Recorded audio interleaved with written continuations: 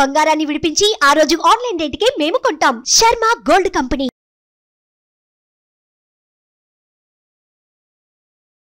నమస్తే, welcome to Suman TV. నేను మీ యామ్ని. ప్రస్తుతం మనతో ఉన్నారు ప్రముఖ ఆధ్యాత్మికవేత్త డాక్టర్ అనంతలక్ష్మి గారు ఉన్నారు. అమ్మని అడిగి మనకి ఉన్న సందేహాలు అనేది అడిగి తెలుసుకుందాం. నమస్తే అమ్మ. నమస్తే అమ్మ. అమ్మ, ఇప్పుడు మహాశివరాత్రి వస్తుంది. అసలు శివరాత్రి యొక్క విశిష్టత, ఆ రోజు ఎలాంటి నియమాలు పాటిస్తే మంచిదమ్మా? మహాశివరాత్రి అంటే మాఘ కృష్ణ చతుర్దశి. అంటే మాఘమాసంలో అమావాస్యకి ముందు వచ్చేటటువంటి చతుర్దశిని మహాశివరాత్రి అంటారు. ఎందుకంటే ఆనాడు శివుడు అర్ధరాత్రి ఆవిర్భవించాడు అని చెప్పి మనకి శాస్త్రాలు చెప్తాం. శివుడు మొట్టమొదట ఆవిర్భవించింది. ఎందుకు ఆవిర్భవించాడు? అంతకుముందు లేడా? ఈ మహాశివరాత్రికి ముందు శివుడు లేడా?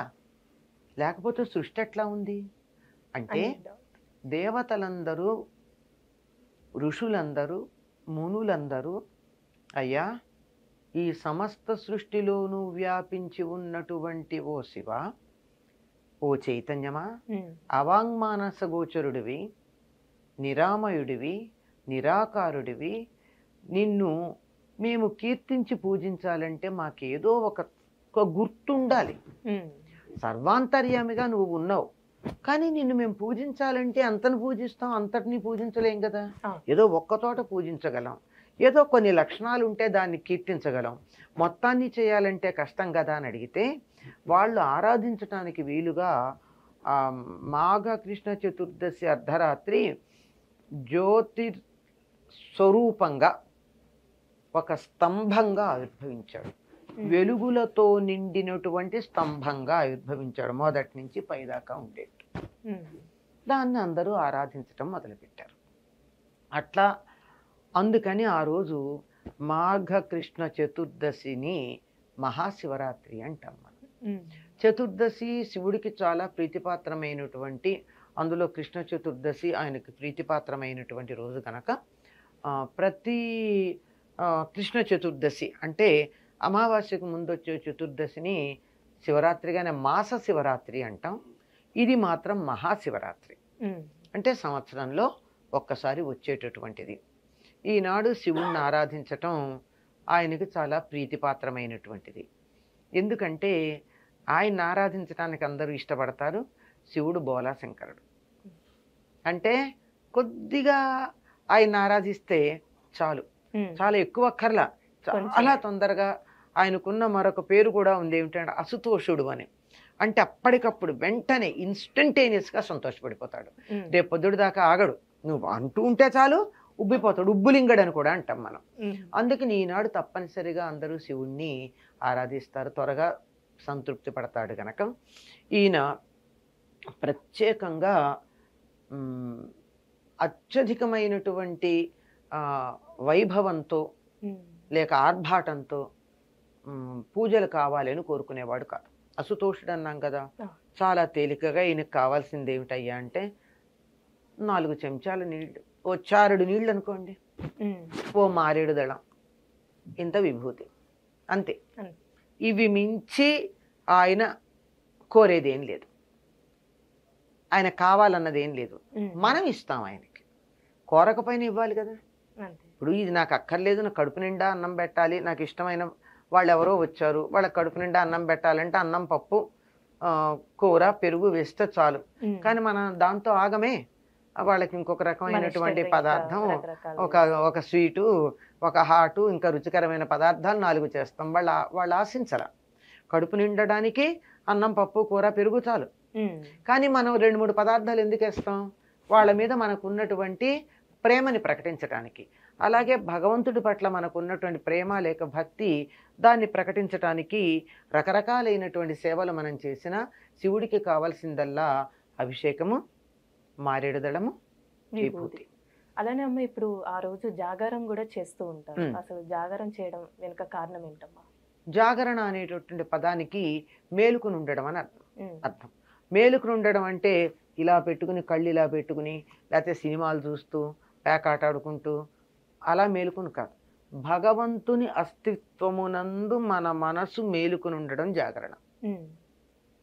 అంటే నా మనసు ఎప్పుడూ కూడా ఇంకో విషయం మీదకి వెళ్లకుండా శివుడి గురించే ఆలోచిస్తూ ఉండాలి, శివుడి పట్లే నా మనసు కేంద్రీకరించి ఉండాలి.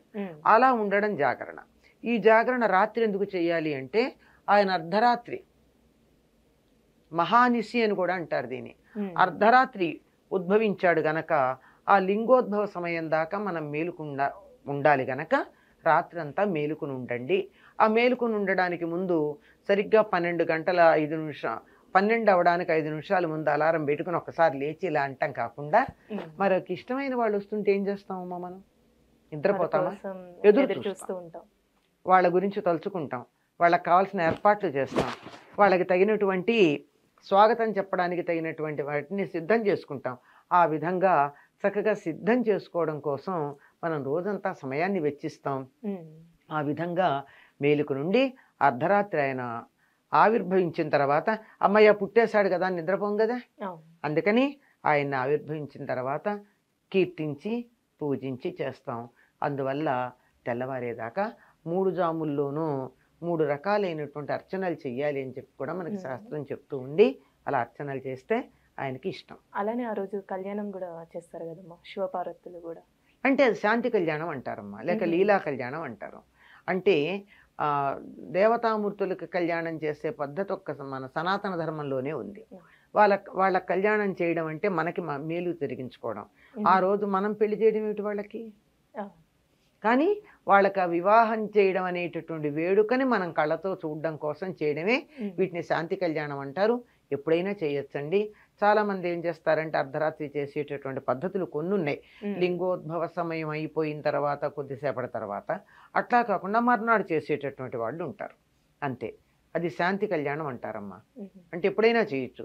ఈ శాంతి కళ్యాణాలు ఎప్పుడంటే ఒక దేవతామూర్తి ఆవిర్భవించిన రోజున కానీ, అంటే వాళ్ళ నక్షత్రం రోజున కానీ, లేకపోతే వాళ్ళకి వివాహం జరిగిన రోజున కానీ, లేకపోతే మనం ఏదన్నా ఒక దేవాలయం స్థాపన చేస్తే ఆ స్థాపన చేసిన సందర్భంలో కానీ, యజ్ఞం చేస్తే యజ్ఞంలో మధ్యలో కానీ, లేదా ఎవరైనా మొక్కుకున్నప్పుడు కానీ ఇలా దేవతామూర్తులకు కళ్యాణం చేయొచ్చు కనుక. ఇంకా ఆ రోజు ఉపవాసాలు కూడా ఉంటారు. అవునమ్మా, తప్పనిసరిగా ఉపవాసం ఉంటారు శివరాత్రికి. ఎందుకు అంటే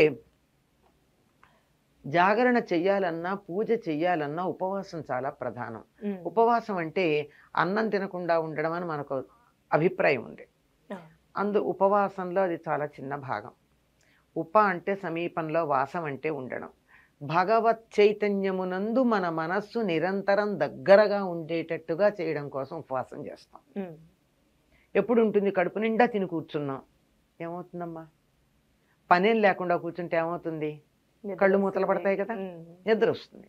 దాన్ని పోగొట్టుకోవాలంటే ఏం చేయాలి? కాస్త కడుపు ఖాళీగా ఉండాలి. కడుపు ఖాళీగా ఉండాలి అంటే నీరసం వస్తుంది. అందుకని ఏం చెయ్యాలి? మన దగ్గర ఎప్పుడూ కూడా నిట్రోపవాసం చేయమల్లా.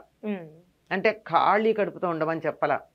శరీరానికి బలం కలిగిస్తూ, పొట్టకి బరువు లేకుండా, అంటే జీర్ణ కోసం ఎక్కువ కష్టపడకుండా, తేలికగా శరీరానికి శక్తిని అందేటట్టుగా పాలు పళ్ళు లాంటి తేలికైన పదార్థాలు తీసుకుంటే బద్ధకం రాదు, నిద్ర రాదు, అట్లా అని నీరసం రాదు. చక్కగా మన మనసు జాగరూకమై, అంటే మేలుకొని అలర్ట్గా ఉండి భగవంతుణ్ణి చింతిస్తూ ఉంటుంది అని అర్థం. చాలా చక్కగా తెలియజేస్తారమ్మా, ధన్యవాదాలు. నమస్తే.